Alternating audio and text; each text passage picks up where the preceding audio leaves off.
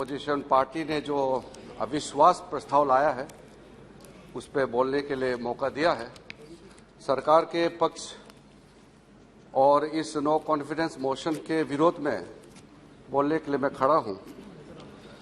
आज का ये चर्चा जो हो रही है, एक तरीके से देखा जाए तो ये बहुत ही ऐतिहासिक है, क्योंकि इस नो कॉन्फिडेंस मोशन को गिराने के बाद हम लोग सब नई पार्लियामेंट बिल्डिंग में चले जाएंगे, तो इस पुराने संसद भवन में शायद ये आखिरी अविश्वास प्रस्ताव को गिराने का रिकॉर्ड दर्ज होगा। इसलिए विशेष रूप से हम सब इस ऐतिहासिक पल को देख भी रहे हैं और साक्षी बन करके भाग भी ले रहे हैं। सर, कोई भी जब अविश्वास प्रस्ताव लाते हैं तो उसका कारण होते हैं। हम लोगों ने बहुत बार इस तरह का प्रस्ताव देखा है और यहाँ पे जो वरिष्ठ मेंबर्स बैठे हैं उन्होंने भी कई इस तरह के अविश्वास प्रस्ताव को देखा है। लेकिन सर अध्यक्ष जी, मैं आपको याद दिलाना चाहता हूं और आपके माध्यम से सदन को भी और देश को भी कि अविश्वास प्रस्ताव कब लिया जाता है और किस परिस्थिति में लाया जाता है।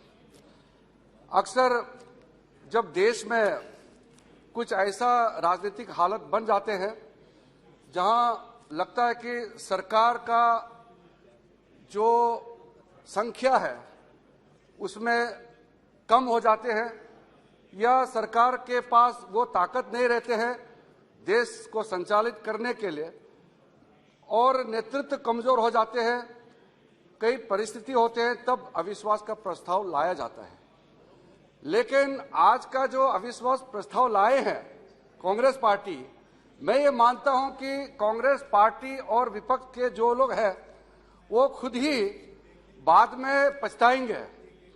I want to tell on record that the opposition party will regret that this no confidence motion is brought in a wrong timing and a very in a wrong manner. Sir, मैं ये इसलिए कह रहा हूं कि आज परिस्थिति बिल्कुल उल्टा है। आज भारत का छवि विश्व में बहुत तेजी से आगे बढ़ रहा है और भारत के प्रधानमंत्री नरेंद्र मोदी जी का कद पूरे दुनिया में सब ये मानते हैं कि आज के दिन में भारत और भारत का प्रधानमंत्री नरेंद्र मोदी जी पूरा विश्व को नेतृत्व दे सकते हैं, ये सब मानते हैं। और आज बड़े बड़े देश के लोग इंडिया में आते हैं, भारत में आकर के भारत के साथ काम करना चाहते हैं। इस वक्त G20 का अध्यक्षता भी भारत कर रहे हैं और हर एक राज्य में G20 का बैठक भी चल रही है और पूरा देश, भारत के कोने कोने में जितने लोग बसे हुए हैं और भारत के बाहर भी जितने भारतीय लोग हैं, ये मानते हैं कि नरेंद्र मोदी जी का नेतृत्व इस देश को 2047 में पूर्ण रूप से एक विकसित राष्ट्र बनाने का नेतृत्व दे रहे हैं। और ऐसा समय में मोदी जी का और इस सरकार का साथ देने की जगह ये उल्टा अविश्वास प्रस्ताव ला रहे हैं। इसलिए मैं कह रहा हूं कि कहीं ना कहीं कांग्रेस पार्टी और विपक्ष आगे जाकर के पछताएगा कि कितने गलत समय और गलत तरीके से अविश्वास प्रस्ताव लाया है। सर, मैं 2004 से इस सदन का सदस्य होने के नाते मैंने कुछ दृश्य देखा है और हम जब वहां बैठते थे अपोजिशन के रूप में और कांग्रेस पार्टी 2004 में 145 सीट जीत के आई थे, भारतीय जनता पार्टी के पास 138 हमारे पास थे, 145 कांग्रेस के पास थे और सिर्फ 7 सीट का फर्क था। 14वीं लोकसभा में कम्युनिस्ट पार्टी जो टोटल लेफ्ट फ्रंट है उनका संख्या 63 थे और लेफ्ट फ्रंट के सपोर्ट से कांग्रेस ने सरकार बनाई यूपीए 1। और उस समय हमने देखा है, आज हम लोगों कहते हैं कि हम लोग अपना दल एनडीए दल को पूछते नहीं है, इज्जत नहीं देते हैं। हमने ये दृश्य देखा है, यहाँ जो वरिष्ठ बैठते थे कांग्रेस के, उनके पास 145 होने के बावजूद भी वो उनका व्यवहार ऐसा था कि जैसे उसके पास 450 सीट से भी ऊपर है। जब कम्युनिस्ट पार्टी यहां से ऑब्जेक्शन करते थे, तब भी कम्युनिस्ट पार्टी को इंसल्ट करते थे, तुम जो बोलना है बोलते रहो, हम जो करना करेंगे। और आज टीएमसी के जितने मेंबर यहां बैठे हैं, उनको मैं याद दिलाना चाहता हूं, उस समय टीएमसी के नेतृत्व सुश्री ममता बनर्जी अकेली जीत के आई थी, और वहां इस सीट में जहां मेहताब जी बैठे हैं, वहां पे ममता जी बैठी थी, और उन्होंने कुछ अपना बात रखने के लिए कागज स्पीकर तक भेजा, बोलने के लिए कोशिश भी की, मगर यहां जो उस समय लेफ्ट फ्रंट का जो हाईएस्ट नंबर सीट जीते थे उस समय 63, फिजिकली ममता जी को बोलने नहीं दिया। और यहां तक जब ममता जी बार बार बोलने का कोशिश किया, नोकझोंक हुई, और पूरे फिजिकली, मुझे आज भी वो दृश्य याद है, पूरे कम्युनिस्ट के पार्टी पूरा टूट पड़ा फिजिकली। ये तो लकीली मैं और हमारे पार्टी के कुछ सदस्य वहां सामने बैठे थे, हम लोग बिल्कुल आगे कूद गए और फिजिकली हम लोग ने जाके रुका कि इस तरह का लोकसभा में आपके संख्या बल पर एक महिला सांसद को इस तरह से आप लोग अटैक नहीं कर सकते हैं। आज ममता जी शायद याद नहीं करते होंगे, या उनके टीएमसी वाले संख्या थोड़ा बढ़ गई तो शायद उनमें कुछ अलग सा उसका व्यवहार में बदल गए, तो वो उनका भाषा भी बदल चुके हैं, लेकिन हम लोग ऐसे चीजों को भूलते नहीं हैं। सर, आज हम लोग जब देश इतना तेजी से आगे बढ़ रहे हैं, दुनिया का बड़ी जो आर्थिक शक्ति जितने भी हैं, जो बड़े इकोनॉमीज है, उसमें सबसे फास्टेस्ट ग्रोइंग बिग इकोनॉमी में इंडिया नंबर 1 है।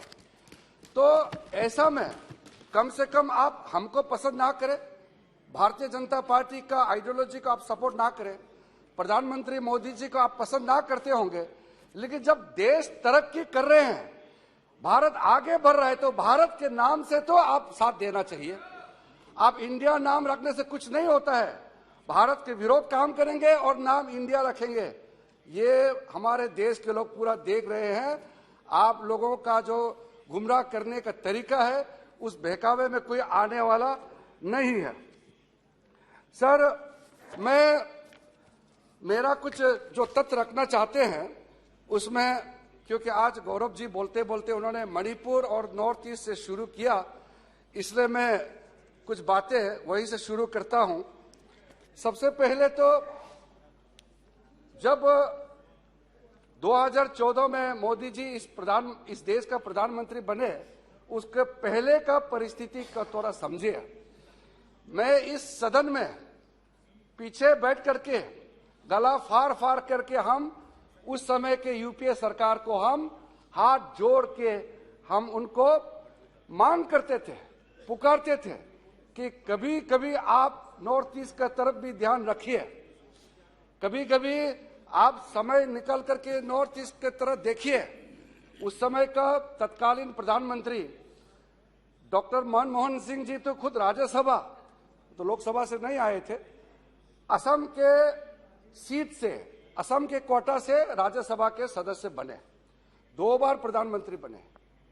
कभी भी विकास के नाम पर नॉर्थ ईस्ट का दौरा नहीं किया।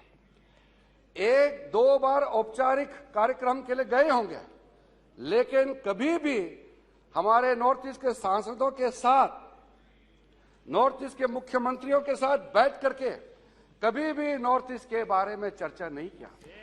आज आप लोग मणिपुर का नाम लेकर के, नॉर्थ ईस्ट का नाम लेकर के बार बार जो आप लोग बोल रहे हैं, काश आप लोग 2014 के पहले के परिस्थिति को याद करते, तो आपको आज नॉर्थ ईस्ट का नाम अपने जुबान पर लेने के लिए भी आपको सोचना पड़ना था। लेकिन आप लोग भूतकाल में जाना नहीं चाहते हैं, और ऐसे ही राजनीतिक बयानबाजी में देश को गुमराह करना चाहते हैं। नॉर्थ ईस्ट के जो राज्य है पॉपुलेशन की दृष्टि से बहुत बड़ा नहीं होते हैं। पॉपुलेशन के हिसाब से हमारे वहां के जो मेंबर्स ऑफ पार्लियामेंट का संख्या भी कम है। कांग्रेस पार्टी का जब चीफ मिनिस्टर कॉन्फ्रेंस हुए और नॉर्थ ईस्ट के चीफ मिनिस्टर जब भाषण देते थे तो उस समय कांग्रेस के जो वरिष्ठ नेता थे वो कहते थे कि नॉर्थ ईस्ट के एमपी आपके पास और नॉर्थ ईस्ट का चीफ मिनिस्टर आपके पास एमपी कम है, इसलिए आपको कम बोलना चाहिए। मेरे प्रदेश का मुख्यमंत्री भाषण करके सिर्फ 2 ही मिनट हुए थे और कांग्रेस के सारे वरिष्ठ ने कहा कि नहीं नहीं आप अभी मत बोलिए, आप खत्म कीजिए, छोटा स्टेट है इसलिए कम बोलना चाहिए। मैं आज फक्र के साथ कहना चाहता हूं, मैं अपना प्रदेश से अरुणाचल प्रदेश से पहली बार कैबिनेट मंत्री बना है। इतने सालों के बाद आज हम लोग नॉर्थ ईस्ट से 2 कैबिनेट मंत्री और 5 राज्य मंत्री हैं और इस देश का मैं पहला ट्राइबल लॉ मिनिस्टर भी बना। ये जो इसको कोई टोकन, इसको कोई डेकोरेटिव एक्शन मत सोचिए। माइनॉरिटी तो मैं हूं, लेकिन मोदी जी ने माइनॉरिटी और कमजोर सोचने का मौका ही नहीं दिया, क्योंकि आज हम जहां खड़ा है, अगर मैं अरुणाचल में खड़ा हूं, मणिपुर में खड़ा हूं, जहां भी मैं खड़ा हूं वही जगह इंडिया का मेन स्ट्रीम बन जाता है। पहले लोग कहते थे कि आप लोग मेन स्ट्रीम में जुड़िए, मेन स्ट्रीम में जुड़िए। आज हरेक भारत का हरेक हिस्सा देश का मेन स्ट्रीम बन चुका है। इसलिए आप लोग को सोचना पड़ेगा कुछ कहने से पहले। नॉर्थ ईस्ट के बारे में आप लोगों ने बहुत जिक्र किया, खास करके मणिपुर के बारे में। आप लोग को पता है आज जो मणिपुर के अंदर जो संघर्ष हो रहे हैं और वहां मैते कम्युनिटी और चीन, कुकीज़ो, मार कम्युनिटी का बीच में जो संघर्ष चल रहे हैं, वो ऐसा मत सोचिए कि आज उसका चिंगारी अचानक से उत्पन्न हुआ है, ऐसा मत सोचिए।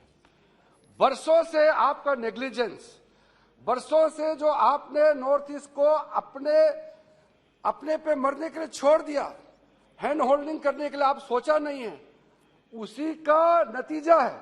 मैं आज वायलेंस के लेकर के पूरा डिटेल में नहीं कहूंगा, क्योंकि गृह मंत्री जी जब इंटरवेंशन करेंगे तो स्पेसिफिकली वो इस बात को कहेंगे, इसलिए मैं सिर्फ ऊपर का जो परिस्थिति है उसको बताना चाहता हूं। मणिपुर के अंदर में हमारा देश का सबसे ज्यादा मिलिटेंसी का ऑर्गेनाइजेशन का उत्पन्न हुआ और आपको ये समझना पड़ेगा 2014 के बाद मोदी जी इस देश का जब प्रधानमंत्री के कुर्सी पर बैठे, उसके बाद एक भी पूरे नॉर्थ ईस्ट में नया कोई मिलिटेंसी गुट खड़ा नहीं हुआ। और नॉर्थ ईस्ट के अंदर में टोटल में आपको अगर संख्या बताऊंगा, पिछली 9 साल के अंदर में 8,000 से ज्यादा जो मिलिटेंट ऑर्गेनाइजेशन में काम करने वाला बंदूक के साथ सरेंडर कर चुके हैं। 800%, 800% इंक्रीज हुआ है surrendering of the militants. Kidnapping का जो घटनाएं होते थे 81% उसमें कमी आई है और सिविलियंस को जितने मारे जाते थे मिलिटेंट्स के एक्शन के द्वारा उसमें 97% गिरावट आई है और सिक्योरिटी पर्सन जो ऑपरेशन करते थे उसमें मारे जाते थे उसके संख्या में, मृत्यु के संख्या में 90% का कमी आई है।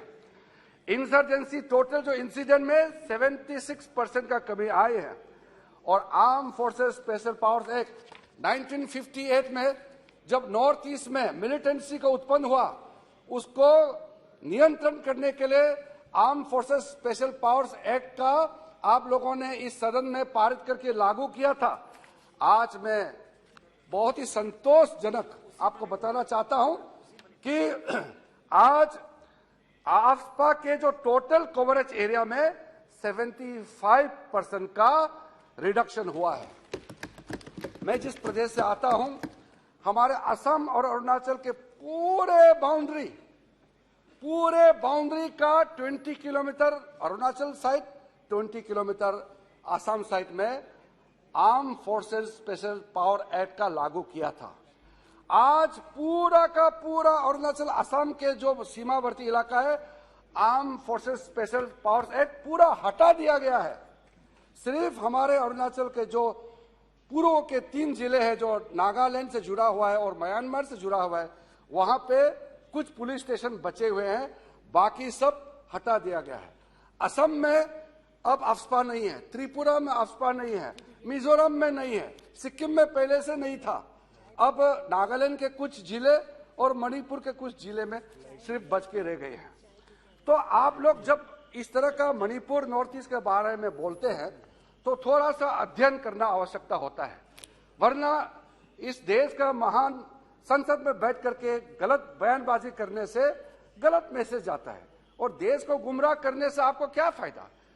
आखिर तो हम लोग सब इस महान सदन का सदस्य है, जिम्मेदारी के साथ बोलना चाहिए। मैं आपको एक बात और बोलना चाहता हूं।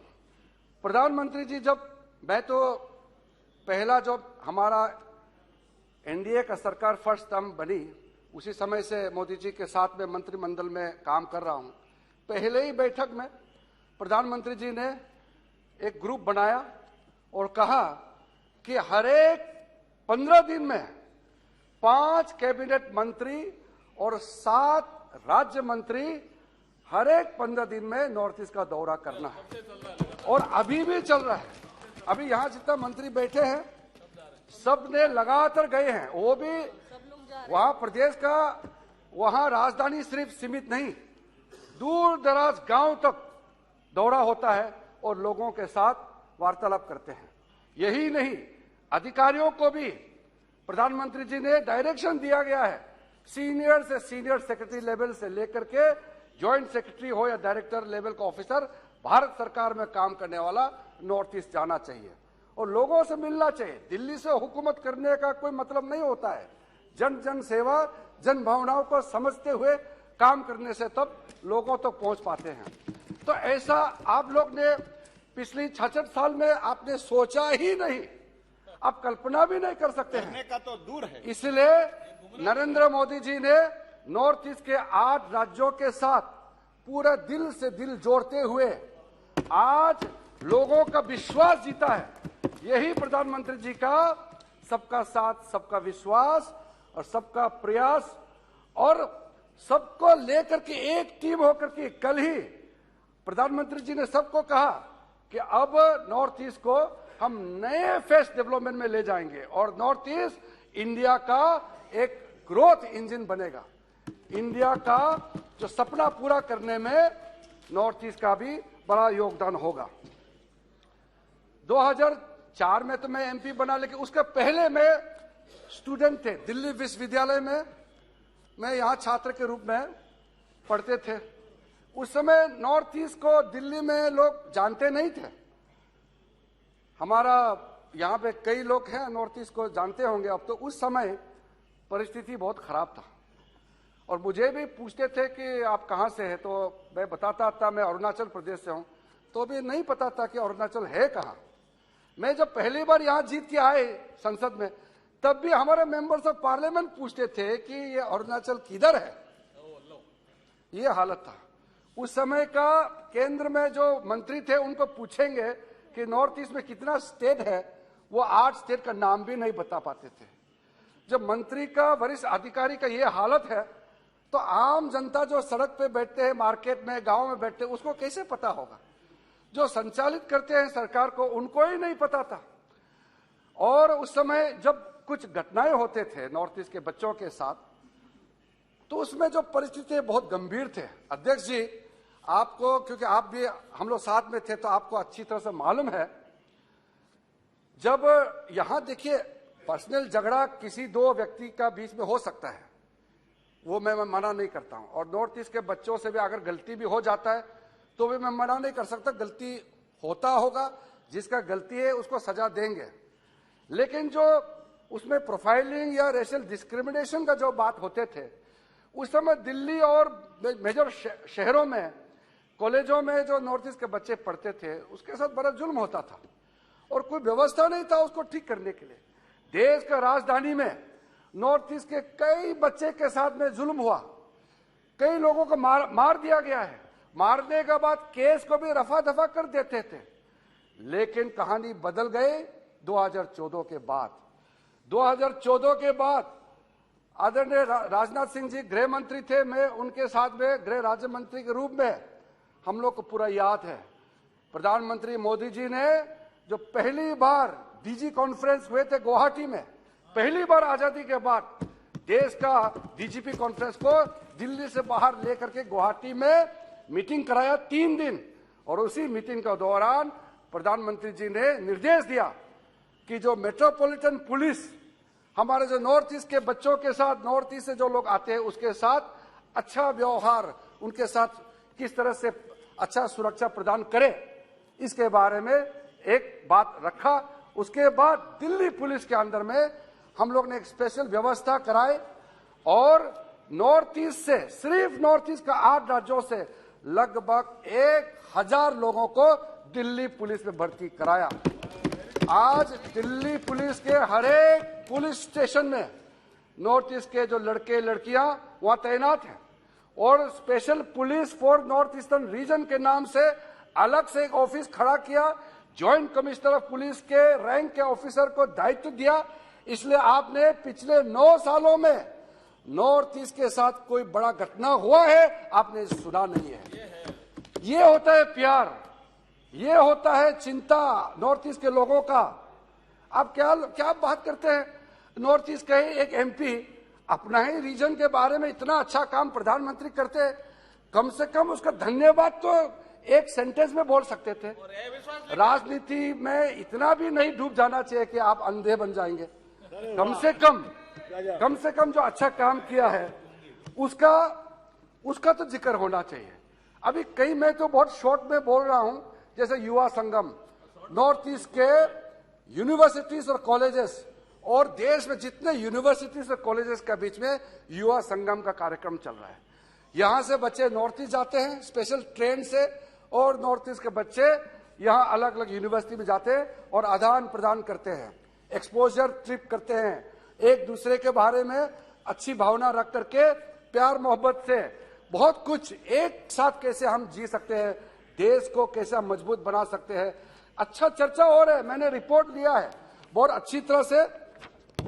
आज इसका युवा संगम का कार्यक्रम चल रहा है और इंटीग्रेशन, देश को एकजुट रखने के लिए एक भारत श्रेष्ठ भारत का जो मोदी जी का सपना है उसको पूरा करने के लिए कितने कार्यक्रम चल रहे हैं।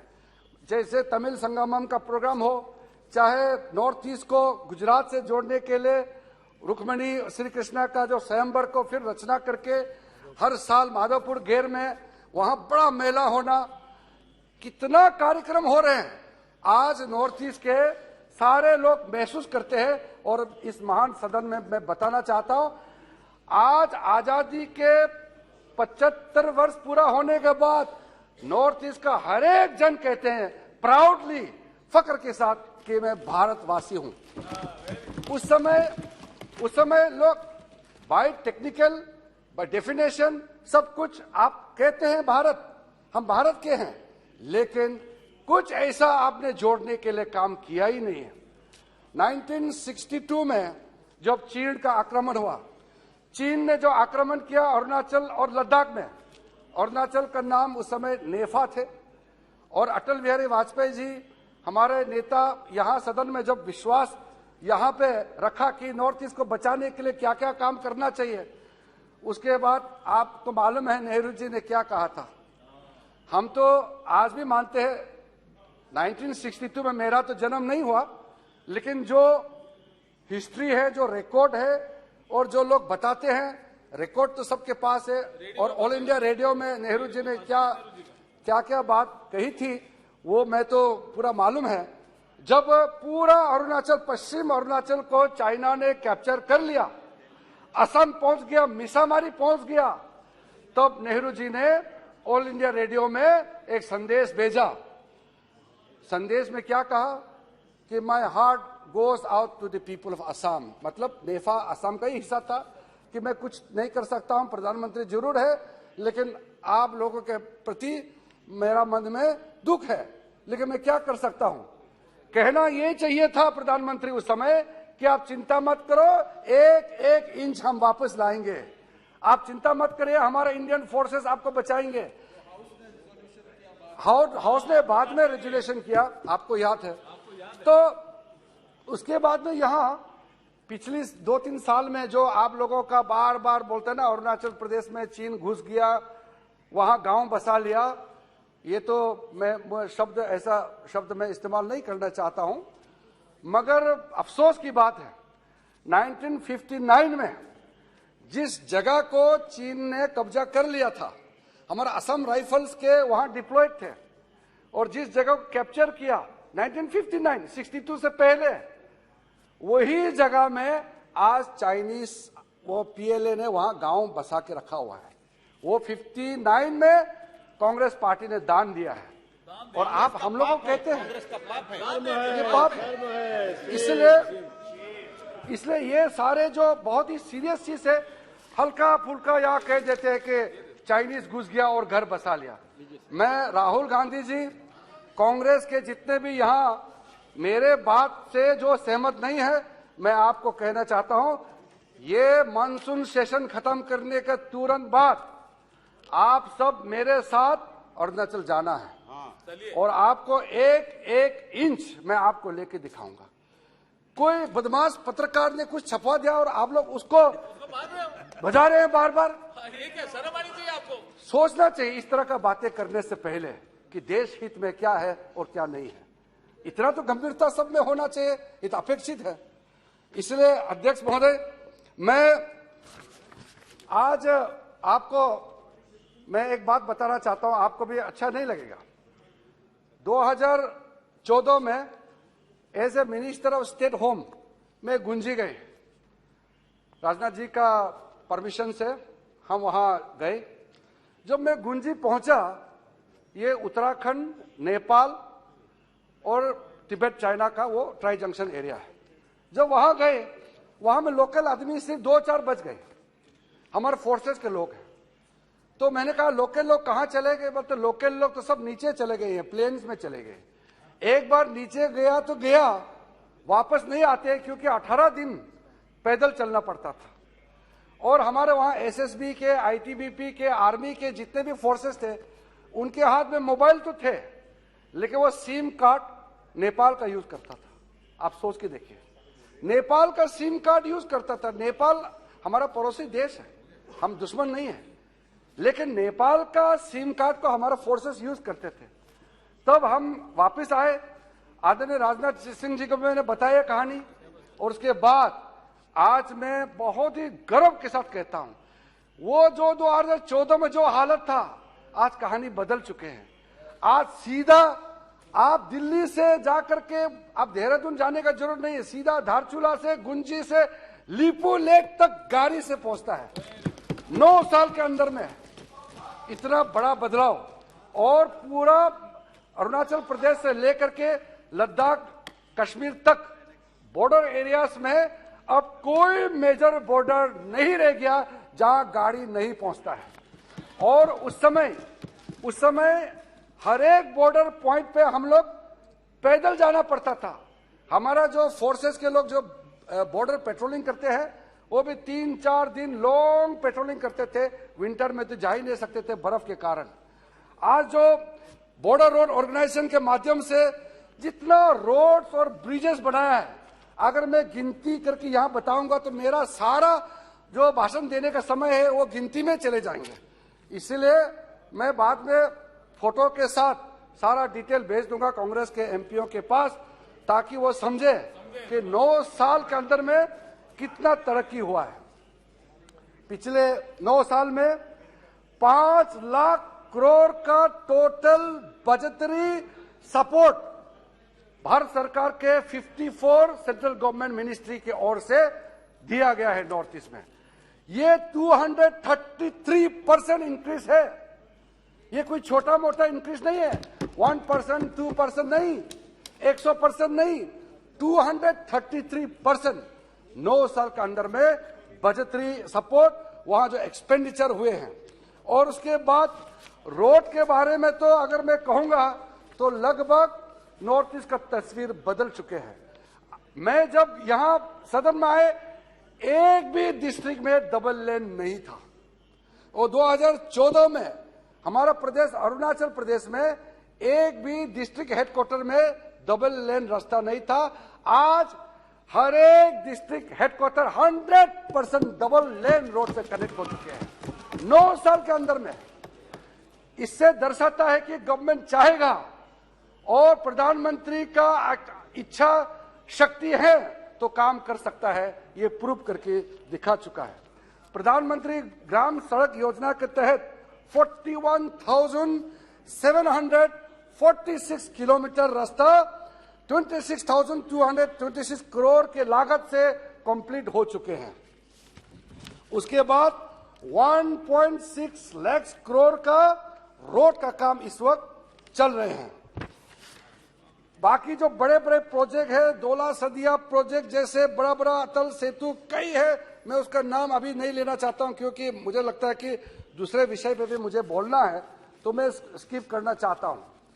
अभी जो वाइब्रेंट विलेज का प्रोग्राम है, आदरणीय प्रधानमंत्री जी ने इसको डिक्लेयर किया और गृह मंत्री अमित शाह जी हमारे अरुणाचल में सबसे दूर वाले गांव में जाकर के पूरा 2 दिन वहां बैठा, रात गुजारे और वहां से लॉन्च किए।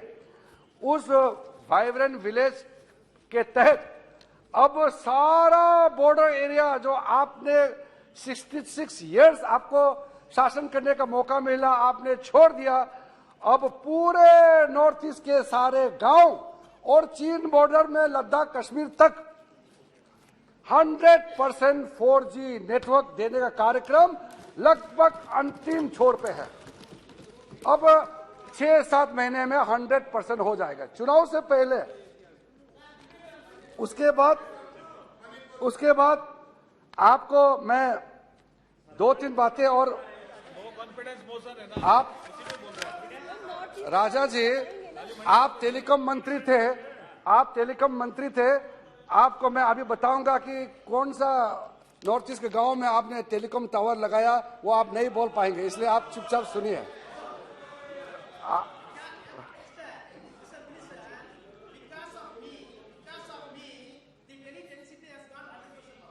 But not a single village was connected. What's the point? What is the point? Now it is happening. Now it is happening. हाँ, इसलिए sir, Mr. Minister, please address the chair. Minister will reply on that issue. Sir Please address the chair. He is speaking on the मैं no sir, confidence motion. He is speaking on the no confidence motion. No confidence motion by Council of Ministers. The subject. You read the subject. your partner Minister, minister, please sir. address the chair. नहीं sir, वो क्या है ना, वो वरिष्ठ है लेकिन उत्तेजित होके बैठे हुए हैं। You Sir, don't get distracted. नहीं sir, what My request is don't get distracted. Stick to your points. what I am going to tell is, he is saying, talk about today's motion, no confidence motion. Please. His partner MP, who spoke as an initiator, devoted 50% on Northeast. His speech, 50% was devoted on Northeast. I have to respond. Otherwise, what is the meaning of making all wild allegation and no clarification? Please address. ये कांग्रेस पे नाराज ये होना चाहिए, उसको action जो लिया ना कांग्रेस पार्टी ने, इसको एक्शन लिया था, वो हम लोगों को नाराज हो रहे हैं। सर 2014 से पहले नॉर्थ ईस्ट में टोटल हमारा कितने एयरपोर्ट थे? नॉर्थ ईस्ट में टोटल 9 एयरपोर्ट्स थे 2014 से पहले, और 9 साल के अंदर में ये संख्या 17 हो चुके हैं। उससे पहले गुवाहाटी मात्र एक इंटरनेशनल एयरपोर्ट था, आज 4 इंटरनेशनल एयरपोर्ट नॉर्थ ईस्ट में बन चुके हैं। सर इसके बाद वाटरवेज, ब्रह्मपुत्र नदी और नॉर्थ ईस्ट में बड़ा बड़ा नदी होते हैं, वाटर को हमारा एक सोर्स साधन बनाने के लिए नेशनल वाटरवेज का जो कार्यक्रम है 2014 का पहले तो वो कल्पना में भी नहीं किए थे, लेकिन 2014 के बाद 20 नेशनल वाटर वेज बन चुका है नॉर्थ ईस्ट के अंदर में। सर, एजुकेशन के क्षेत्र में पिछले 9 सालों के अंदर में टोटल 843 न्यू स्कूल्स खोले गए हैं, 20 लाख टीचर्स का अप स्किलिंग हुए हैं, 21,151 करोड़ उसके लिए खर्चा किया गया है। कई नाम है, कई स्कीम्स है, मैं उसको स्किप कर रहा हूं। अभी प्रधानमंत्री 14 अप्रैल 2023 में all India institute of medical science Guwahati जो 1,123 करोड़ से इतने पैसे के लागत से बनाया था, उसका उद्घाटन किया। 18 कैंसर हॉस्पिटल सैंक्शन किया गया है, 7 cancer hospitals have been inaugurated और 7 अभी अंडर कंस्ट्रक्शन है। आयुष्मान भारत के तहत 4,460 सेंटर्स का ऑलरेडी अभी और वहां नॉर्थ ईस्ट में कंप्लीट होकर के अभी काम चल रहा है। एक्ट ईस्ट पॉलिसी के तहत कालाधन मल्टी मॉडल ट्रांसपोर्ट सिस्टम जो प्रोजेक्ट है, ट्राइलेटरल हाईवे प्रोजेक्ट है जो नॉर्थ ईस्ट को पूरे साउथ ईस्ट एशिया के साथ जुड़ेंगे, उसका पूरे फुल स्पीड के साथ काम चल रहा है। India Bangladesh friendship pipeline 377 crore से जो बनाया गया है उसका उद्घाटन कर चुके हैं। पावर और एनर्जी की दृष्टि से मैं आपको बताऊंगा तो आने वाला दिनों में हाइड्रो पावर में नॉर्थ ईस्ट इंडिया का एक मेजर हब बनने वाला है और अभी आने वाले कुछ महीनों के अंदर में इंडिया का सबसे बड़ा hydro power project 2000 megawatt Subansiri project जो है कई सालों से लंबित था, काम नहीं चल रहा था, बंद करके रखा हुआ था, एजिटेशन चल रहे थे, वो अब चालू हो गया और इसी साल आदरणीय प्रधानमंत्री मोदी जी के शुभ हाथों से उद्घाटन होने वाला है। इस तरीके से सर बहुत सारा चीज कहने का जगह मैं अब दूसरा टॉपिक में शिफ्ट करना चाहता हूं। अब नॉर्थ ईस्ट का जो आपने मणिपुर का जिक्र किया तो मैं उसको इतना बताऊंगा कि गृह मंत्री जी जब कहेंगे तो इसको डिटेल आपको बताएंगे, लेकिन मैं नॉर्थ ईस्ट से अब थोड़ा हट के 1-2 सेक्टर में जाना चाहूंगा ताकि एक परिप्रेक्ष्य आपके सामने में रख सकूं। मैं सबसे पहले तो सर स्पेस के बारे में 1-2 शब्द कहना चाहता हूं। स्पेस ऐसा है जो आम आदमी उसका फायदा तो मिलता है लेकिन सीधा सीधा नहीं जुड़ते हैं। अभी हमारा चंद्रयान 3 मिशन फाइनल स्टेज में है, अब वो मून के ऑर्बिट में चले गए हैं। हम पूरे सदन की ओर से शुभकामनाएं देना चाहता हूं इसरो के साइंटिस्ट को कि 23 अगस्त को सही सलामत वो मून के साउथ पोल पे लैंडिंग हो जाए, क्योंकि एक सक्सेसफुली अब तक बहुत ही फाइनल स्टेज पे पहुंच चुके हैं। बेसब्री से हम लोग इंतजार कर रहे हैं, सब दुआ करते हैं, हम लोग सब प्रार्थना करते हैं कि ये सब्जेक्ट ही है भैया, सब्जेक्ट भी है। तो उसमें सदन की ओर से हम लोग शुभकामनाएं देना चाहते हैं।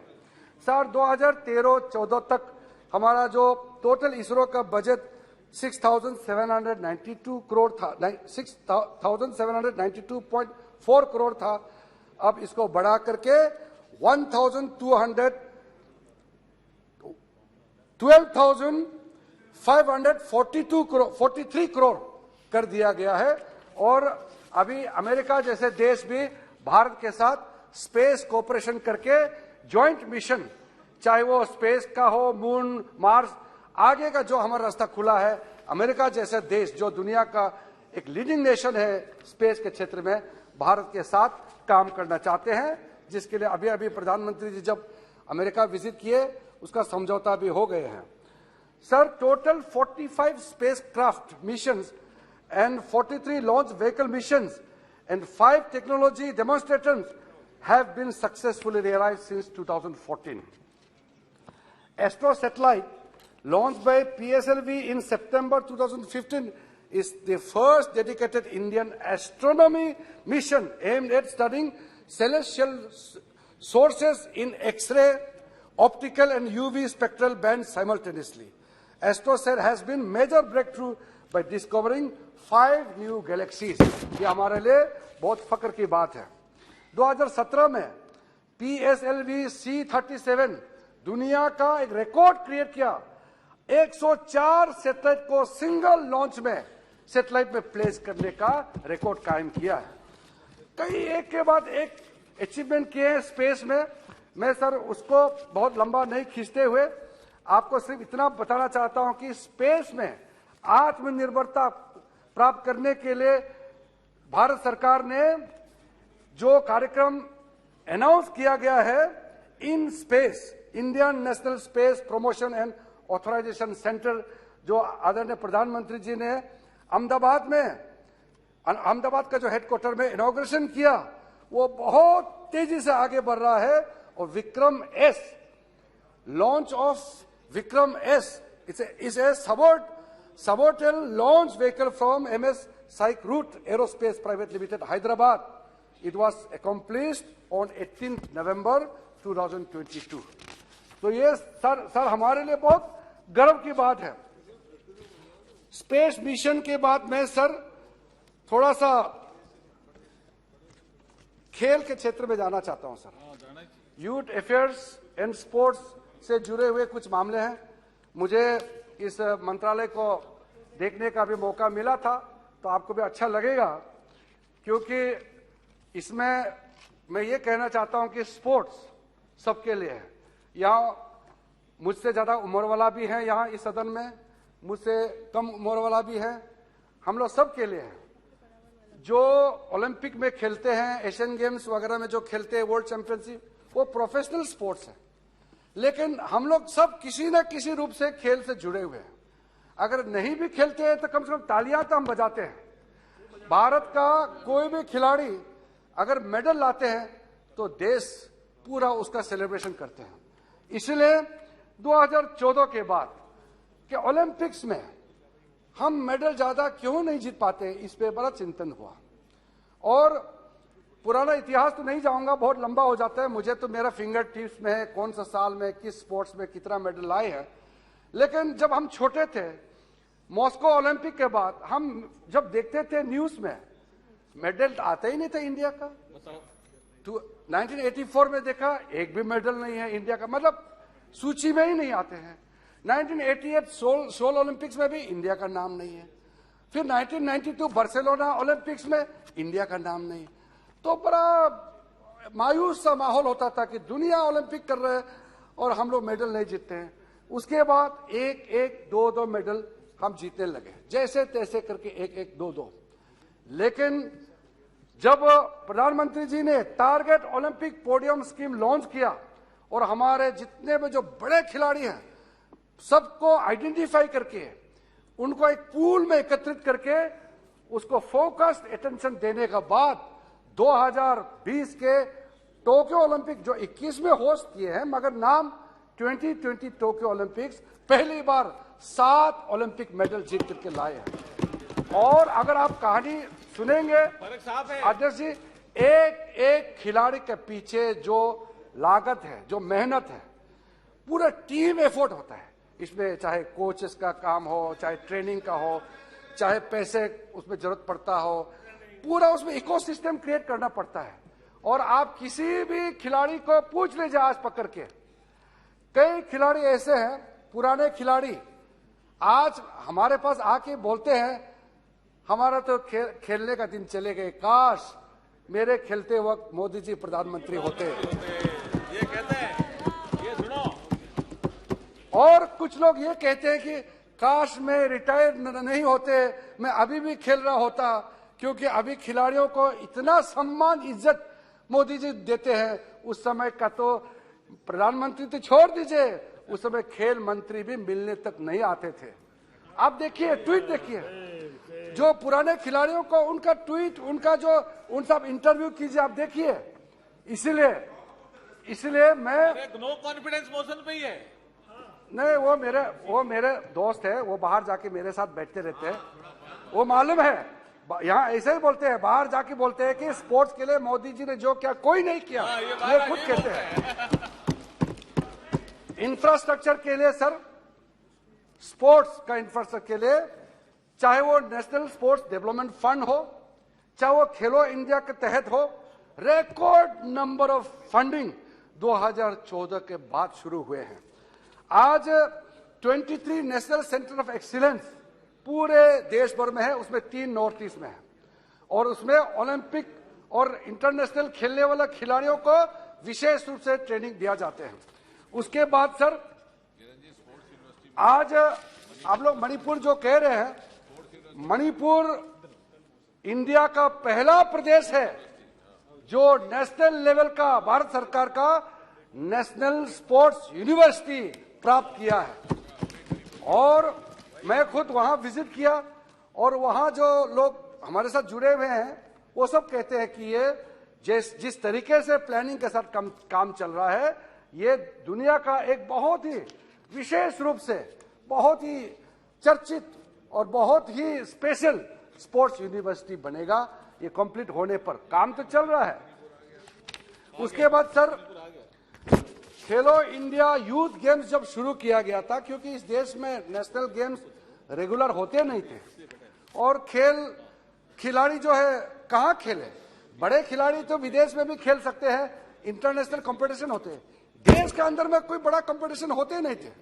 इसलिए खेलो इंडिया यूथ गेम्स शुरू किया गया है, और पुणे में, गुवाहाटी में, पंचकुला हरियाणा में 3 यूथ गेम्स बहुत ही सक्सेसफुली कंडक्ट किया गया है। उसमें एक माहौल, इस देश में माहौल खड़ा किया गया है। खेलो India winter games, Jammu Kashmir से हमारे फारूक जी और जज साहब यहां बैठे हैं, दोनों मालूम होगा, एक आपके साथ में एक विधायक थे। मैं जब खेलो इंडिया विंटर गेम्स चालू कराया था वहां गुलमर्ग में, आपके साथ में जो एमएलए थे, वो अभी एक्स एमएलए है, वो भावुक हो गए, भाषण देते रोने लगा। वो कहा कि पहली बार लगा कि कश्मीर में भी गतिविधि हो रहे हैं। तो मैं उस समय रोने हाँ जी बोलने तो winter held when the Prime Minister was in the ambassador to Russia. Gujral Sahab was the Prime Minister, and the first international games were held in Gulmarg. I was the Chief Minister. So let's be frank about it. Gulmarg has always been center of skiing. No doubt, I have no doubt about it, that Khel India has changed many aspects. There's no doubt about it. But let us not say that it was not done before. It was done before, and what we have seen, now we see only improvement in the thing that is being done. Farooq ji ने जब वहाँ मुख्यमंत्री थे, जरूर event host किया होगा, और केंद्र सरकार में मंत्री भी थे तो जरूर इवेंट किया होगा, लेकिन कोई नियमित रूप से कोई वो प्रोग्राम नहीं था, वो कोई इस तरीके से एक फिक्स इवेंट नहीं था। अब जो खेलो इंडिया विंटर गेम्स है, ये 100% गवर्नमेंट ऑफ इंडिया फंडेड और एवरी ईयर है, हो रहा है, ये फर्क है। और वहाँ विंटर स्पोर्ट्स का एकेडमी का स्थापित करने के लिए सब कुछ हो गया है। वो हाईकोर्ट का ऑर्डर की वजह से जमीन वहाँ एक्वायर नहीं कर पाया था, इसके वजह से कंस्ट्रक्शन में डिले हुआ है। लेकिन अच्छी बात है, आप इसको एक्नॉलेज कर रहे हैं कि पहले एक इवेंट हुए थे, लेकिन उसके बाद कभी नहीं हुआ, अब रेगुलर प्रोग्राम बन चुके हैं। सर, खेलो इंडिया यूनिवर्सिटी गेम्स, आप तो बहुत, इसमें सबसे ज्यादा खुशी आपको होना चाहिए। कटक में, आपके लोकसभा क्षेत्र में, हम वहां जाकर के प्रधानमंत्री जी के आशीर्वाद से खेलो इंडिया यूनिवर्सिटी का जब अप्रूवल मिला, आपके मुख्यमंत्री से बात किया, और हमारे धर्मेंद्र प्रधान जी अभी यहाँ नहीं है, मैं उनको धन्यवाद देना चाहता हूँ, पेट्रोलियम मंत्री थे, तो पेट्रोलियम कंपनियों ने भी कुछ इसमें सपोर्ट किए थे। जब खेलो इंडिया यूनिवर्सिटी गेम्स हमने कटक में, भुवनेश्वर, उस इलाका में जब शुरू किया, हम कल्पना भी नहीं कर सकते थे कि उसका इतना बड़ा असर होगा। और आज जब मैं आपके सामने में बोल रहा हूं, वर्ल्ड यूनिवर्सिटी गेम्स जो चाइना में चल रहे हैं, भारत ने अब तक इतना मेडल जीत चुके हैं जो इतिहास में पूरा मिला करके भी मेडल नहीं जीते, भारत के खिलाड़ियों ने जीत चुके हैं। ये कितना क्रांतिकारी रिजल्ट लाए हैं सर। इसलिए सर, इस तरह का जब कोई अच्छा कार्यक्रम होते हैं तो उसमें सदन सब मिलकर के इसका सराहना करना चाहिए। यहां तक हमने इंडिजिनस गेम्स के बारे में सोचा। पहले तो जो क्रिकेट खेलते थे, गोल्फ खेलते थे, टेनिस खेलते थे, उसको थोड़ा सा पहचान मिलते थे या इज्जत मिलते थे।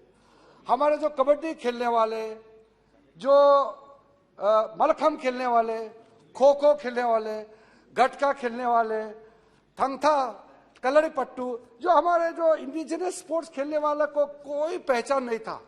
हम लोगों ने मोदी जी के आशीर्वाद से पहली बार जो इंडिजिनस खेलते हैं उनको भी अर्जुना अवार्ड देने का प्रक्रिया शुरू किया और जितना भी खिलाड़ियों का जो प्राइज मनी है उसको भी इजाफा किया। पूर्व खिलाड़ी जो हमारे वर्तमान में हालत खराब होकर बैठे हैं, जिसका बहुत इंडिजेंट हालत है, फाइनेंशियली बहुत खराब हो चुके हैं, उनको सपोर्ट सिस्टम करने के लिए दीनदयाल उपाध्याय के नाम से एक हम लोगों ने स्पोर्ट्स वेलफेयर स्कीम चलाया। वो आज फॉर्मर प्लेयर्स को सपोर्ट दे रहे हैं। इसी प्रकार से सर जो इंडिजिनस स्पोर्ट्स को रिकॉग्निशन देते हुए आज उसके लिए फंडिंग का कार्यक्रम भी शुरू किया गया है। इस प्रकार से सर आज मैं आपको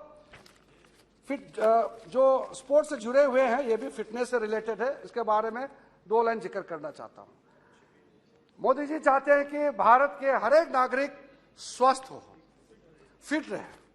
इसलिए कल्पना की और प्रधानमंत्री जी का जो सोच को पूरा करने के लिए मुझे काम करने का मौका मिला और फिट इंडिया मूवमेंट को 29 अगस्त 2019 को लॉन्च किया गया है। और आज पूरा देश भर में, चाहे आप इसको सपोर्ट करें ना करें, हर एक जन फिट इंडिया मूवमेंट के साथ जुड़ चुके हैं। आज पार्क में जाओ, ग्राउंड में जाओ, कहीं भी जाओ, कुछ ना कुछ तरीके से ओपन जिम के माध्यम से या पार्क में वॉकिंग करो, प्लॉगिंग करो, रनिंग करो, कुछ भी करो और कुछ ना कुछ करके फिटनेस के साथ जुड़ने का काम शुरू किया है।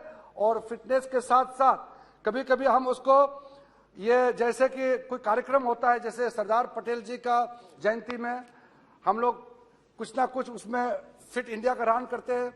महात्मा गांधी जी का जयंती में फिट इंडिया का कार्यक्रम जोड़ते हैं। कभी कभी प्लोक रन करते हैं कि फिटनेस करते करते गंदगी, जो भी प्लास्टिक कचरा है, उठा करके आप साफ करें। इस तरीके से एक इनोवेटिव आइडिया से फिट इंडिया मूवमेंट को देश भर में चलाया गया है। और मुझे अच्छा लगा कि आज 2014 से पहले जितना एमपी थोड़ा फिट नहीं थे, आजकल एमपी लोग भी सब फिट हो गए हैं। और ज्यादा एमपी तो मैं देखा हूं, जितने जो एमपी से अपना कॉन्स्टिट्यूंसी में सांसद खेल स्पर्धा भी करते हैं, तो अरे कांग्रेस के एमपी भी बहुत फिट हो गए हैं। फिट इंडिया का कैंपेन का असर सबको हुआ है। कोई लोग कहते हैं, कोई लोग नहीं कहते, अलग बात है। फिटनेस यूनिवर्सल है, सबके लिए ये जरूरी है। सर एक इंपॉर्टेंट मुद्दे पे मैं कुछ कहना चाहता हूं। मैं ऐसे गांव से आता हूं जहां रेलवे लाइन नहीं है और 2004 में लालू प्रसाद यादव जी यहां रेल मंत्री के रूप में भाषण दे रहे थे, तो उसको मैंने कहा था, उसमें मेरा वीडियो क्लिप भी होगा, आप लोग देख लीजिए यूट्यूब में। मैंने कहा लालू जी आप कभी अरुणाचल गए हैं? बोला नहीं गया है। अरुणाचल प्रदेश को रेलवे मिलेगा वो बोल नहीं पाया, क्योंकि उसके पास कोई प्लान नहीं था। वो रेलवे को बहुत ही सीमित रूप से देखते थे। तो बाद में जब सरकार बदली 2014 के बाद, 2014 सरकार बदलने के बाद पूरे के पूरे नॉर्थ ईस्ट में आज 8 स्टेट में 7 स्टेट में रेलवे लाइन पहुंच चुके हैं।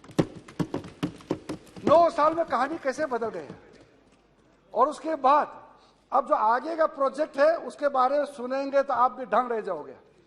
रेलवे का जो पहाड़ों में जिस तरीके से एक प्लानिंग जो रखा है, अभी रेलवे का डिपार्टमेंट का जो सर्वे चल रहा है, जो डीपीआर बन रहा है, जब वो कंप्लीट हो जाएंगे तो आप ढंग रह जाओगे कि भारतीय रेलवे भी इतना कमाल का काम कर सकते हैं।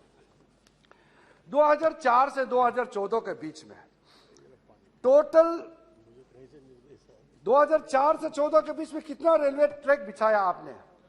14,985 किलोमीटर। 2014 से 2023 के बीच में कितना किलोमीटर रेलवे ट्रैक बिछाया? 25,871 किलोमीटर। पहले एक दिन में औसत में बता रहा हूं, एवरेज 4 किलोमीटर प्रतिदिन, 4 किलोमीटर पर डे। उसके बाद ये इंक्रीज हो गया, 7.8 किलोमीटर पर डे का स्पीड से बना, और आज जब मैं आपको बता रहा हूं ये स्पीड आगे बढ़कर के 23-24 में 14 किलोमीटर पर डे का स्पीड से रेलवे लाइन का कंस्ट्रक्शन का काम चल रहा है। ये जो रेलवे इलेक्ट्रिफिकेशन जिस स्पीड में हुए हैं उसको भी आप सुनिए। 2004 से 2014 के बीच में टोटल रेलवे इलेक्ट्रिफिकेशन का काम 5,188 किलोमीटर पे हुए हैं। 2014 और 2023 के बीच में 37,000 किलोमीटर पे रेलवे इलेक्ट्रिफिकेशन हुए हैं। ये 91% का टोटल इजाफा हुए हैं। टोटल फ्लाईओवर और अंडर ब्रिज। पहली बार मैं आपका भाषण इतने लंबे समय तक सुन रहा हूं, 1 घंटा होने वाला है। लेकिन इन्होंने नो कॉन्फिडेंस बोला है तो उसको गिराने के लिए तर्क रख करके तो सर बोलना पड़ेगा। कर्नाटक वाला विषय था ना, इसलिए कर्नाटक वाला था। भगवान परशुराम 2000 मूर्ति है आपका अरुणाचल प्रदेश। 2004 से 2014 के बीच में टोटल फ्लाईओवर और अंडर ब्रिज देश में कितना बना? 4,418, और 2014 से 2023 में 10,867 फ्लाईओवर्स और अंडर ब्रिजेस बने हैं। 2.6 टाइम्स का इजाफा हुआ है। सर, टोटल इलेक्ट्रॉनिक इंटरलॉकिंग 2004 से 2014 837 बना। 2014 से 2023 में 2,571 इसका नंबर्स टोटल कंस्ट्रक्शन हुए हैं। इलेक्ट्रिक लोको प्रोडक्शन 2004-2014 2,221, 2014 से 2023 6,062। उसके बाद सर फ्रेट लोडिंग का जो कैपेसिटी 13-14 में कैपेसिटी था 1,014 मिलियन टन, और आज ये बन चुके हैं 1,512 मिलियन टन। सर, जो एक्सीडेंट बहुत ही अनफॉर्चुनेट होते हैं, बहुत ही ट्रेजिक मामला होता है। बहुत एक भी अगर ट्रेन एक्सीडेंट हो जाए तो हमारे लिए बहुत ये दुखद घटना होते हैं। एक भी जान बहुत कीमती होते हैं। लेकिन इसमें जो कमी आई है 2004 से 2014 के बीच में per year 171 total train accidents का इंसिडेंट हुए हैं। अब ये रिड्यूस होकर के 2014 और 23 के बीच में 71 आ गए हैं। और सेफ्टी का मेजर्स बहुत लंबा है, मैं बताना नहीं चाहता हूं रेलवे सेफ्टी के लिए कितने काम हुए हैं। और आगे रेलवे जी, आप इतने बढ़िया बोल रहे हैं, बहुत बढ़िया बोल रहे हैं। हमारे सदन के पार्टी की ओर से इंफॉर्मेटिव है, इतने इंफॉर्मेटिव है। नो, ये काफी इंफॉर्मेटिव है। इंफॉर्मेटिव इसलिए वो सुन के अच्छा लग रहा है उनको। लेकिन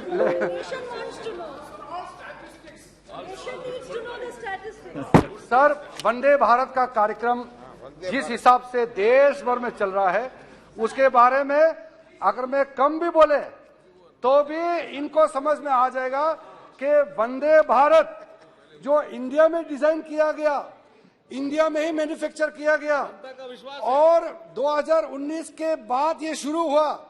आज टोटल वंदे भारत का जो पूरा कवरेज 52 लाख किलोमीटर, जो 130 टाइम्स पृथ्वी का परिक्रमा कर सकते हैं, इतना लंबी चल चुकी है। तो ये एक प्रूवन टेक्नोलॉजी है और इसको दुनिया ने माना है। बुलेट ट्रेन का काम भी चल रहा है। अहमदाबाद मुंबई के बीच में जो चल रहे, अहमदाबाद मुंबई वाला आपको मालूम है, ये जब वहाँ शिवसेना, पुराने वाले शिवसेना और एनसीपी कांग्रेस सरकार के वजह से डिले हुआ और पूरा तेजी से चल रहा है। डेडिकेटेड फ्रेट कॉरिडोर अब लगभग कंप्लीट का स्टेज में है। लुधियाना सोमनगर के बीच का, दादरी JNPT मुंबई का जो डेडिकेटेड फ्रेट कॉरिडोर है, ये एक बहुत ही क्रांतिकारी जो काम चल रहा है। इसमें आप लोगों को अच्छा लगेगा कि ये जो जिस हिसाब से, जिस तेजी से रेलवे में ट्रांसफॉर्मेशन आए हैं। सर, मैं आखिरी में, क्योंकि मेरा पास बहुत पॉइंट्स है, लेकिन मैं थोड़ा सा समापन की ओर चलना चाहता हूं। सब सुनना चाहते हैं तो मैं क्या कर सकता हूं सर। आप ये सुनना चाहते थे कुछ आप अरुणाचल से, आप इनका आप वो माधोपुर आए थे, वो बारे बोल बात चुके हैं। सर मैं Completed 1 hour. सर मैं You have just completed 1 hour. हाँ, 1 घंटे खत्म किया, मैं बस 5 मिनट में खत्म करूंगा सर। सर, आज के जो नो कॉन्फिडेंस मोशन लाए हैं, इसलिए मैंने नॉर्थ ईस्ट से शुरू किया। कारण इसलिए कि गौरव गोगोई हमारे दोस्त है, छोटे भाई समान है, वो आधा उसका स्पीच पूरा आधा नॉर्थ ईस्ट मणिपुर बोले, तो इसलिए मैंने वहां से जवाब दिया। और नियम से तो उनको यहां बैठ के सुनना चाहिए था, लेकिन पता नहीं उसको किसी ने नियम बताया नहीं, तो मैं इसीलिए नॉर्थ ईस्ट से शुरू करके बाकी 1-2 सेक्टर को मैंने जोड़ दिया है। सर, आज इस सदन में जो भी चर्चा होते हैं, देश तो सुन ही रहा है, लेकिन इसका मैसेज कहीं ना कहीं पूरे दुनिया में जाता है। क्योंकि जब कोई देश उभर के जब ऊपर आता है, एक महाशक्ति बनने के लिए जब पूरे स्पीड के साथ आगे बढ़ रहा होता है, तो पूरा दुनिया का नजर उस देश पे होते हैं। हम लोग ऐसे बात कभी कभी कर जाते हैं गलती से कि आप सरकार को विरोध करना चाहते हैं, लेकिन देश का विरोध कर बैठते हैं। अभी आपने, किसी ने बहुत मजे से बोल दिया कि यूरोपियन पार्लियामेंट ने भी इंडिया को कंडेम किया है मणिपुर को लेकर के। क्या आपको अच्छा लगता है? आप सोचते हैं कि देश इतना कमजोर हो गए हैं कि मणिपुर में या कश्मीर में कोई घटना होगा तो दुनिया हमको पाठ पढ़ाएगा? वो दिन चले गए हैं कि विदेश के ताकतें भारत को बताते हैं कि क्या करना है, क्या नहीं करना है। ये नया युग है, न्यू इंडिया है। मोदी जी के नेतृत्व में पूरा देश अपना रास्ता, अपना भविष्य खुद तय करेगा। कोई विदेशी ताकत हमारा देश का जो इंटरनल अफेयर्स में हस्तक्षेप नहीं कर सकते हैं।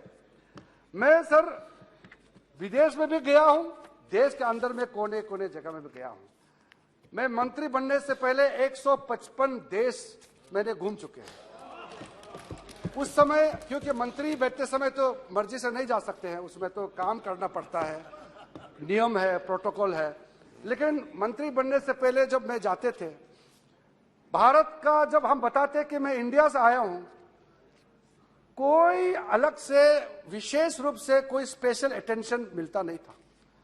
इंडिया से आए, ठीक है, इंडिया है।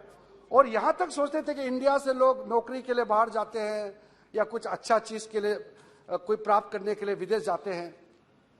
अब ऐसा सोचते हैं कि अगर हमको किसी भी देश में जाकर के आप पूछिए, सब लोग ये सोचते हैं कि हमको कुछ करना है। देश विदेश कहीं भी आप पूछिए, ये मैं झूठ नहीं बोल रहा हूं, आप भी महसूस करते होंगे। कोई भी इंडियन डायस्पोरा का मेंबर हो या विदेशी, आज सब भारत के साथ जोड़ना चाहते हैं और भारत के साथ बिजनेस करना चाहते हैं।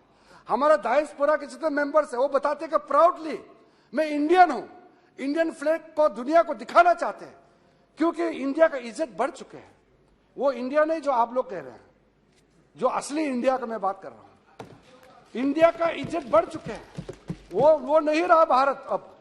इसलिए जब देश इतना तेजी से आगे बढ़ रहा है, 2047 में भारत कहां पहुंचना है उसका लक्ष्य मोदी जी ने सेट किया हुआ है।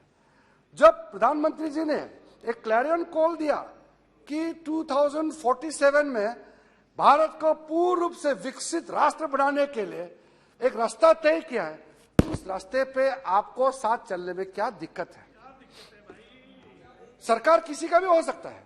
क्या इंडिया को डेवलप्ड कंट्री बनते हुए नहीं दिखना चाहते हैं आप? आत्मनिर्भर भारत, सेल्फ रिलायंट इंडिया बनाने में आपको क्या दिक्कत है?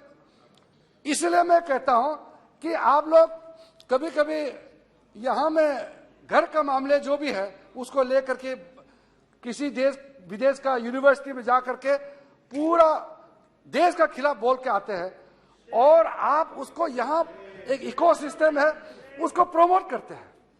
क्या जरूरत है ये सब करने का? इतना अच्छा एक इकोनॉमिक पॉलिसी के साथ हमारा आर्थिक स्थिति इतना बढ़िया से आगे चल रहा है।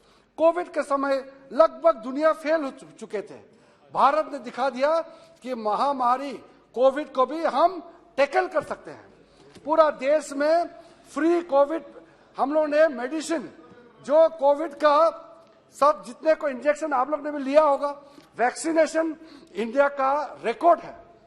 और साथ साथ में आज मैं खत्म करूं, आज जब 75 इयर्स ऑफ इंडिपेंडेंस, आजादी का अमृतकाल का आजादी का अमृत महोत्सव मना रहे हैं, उसमें आप लोग भी साथ में आइए और ये अमृतकाल का जो सेलिब्रेशन है उसको मिलकर के हम सेलिब्रेट करते हैं। ये कोई बीजेपी का कार्यक्रम नहीं है, एनडीए का कार्यक्रम नहीं है, ये देश का कार्यक्रम है। और जब प्रधानमंत्री पूरा अमृतकाल में 75 इयर्स ऑफ इंडिपेंडेंस, हम इसके बाद 25 साल का लक्ष्य को सामने में रख करके चलने के लिए जो आह्वान कर रहे हैं, तो मैं इस सदन में अपने पार्टी सरकार की ओर से अपील करना चाहता हूं, ये जर्नी में हम लोग एक साथ चलते हैं। Let us go together, let us be part of the great journey to make India a prosperous and fully developed nation by 2047। और ये जर्नी, इस सपना को पूरा करने के लिए मोदी जी का नेतृत्व को और आगे बढ़ाना है, और उसी जर्नी में मोदी जी का नेतृत्व को आप भी समर्थन कीजिए, तब हम मानेंगे कि आप भी देश के लिए सोचते हैं। बहुत बहुत धन्यवाद।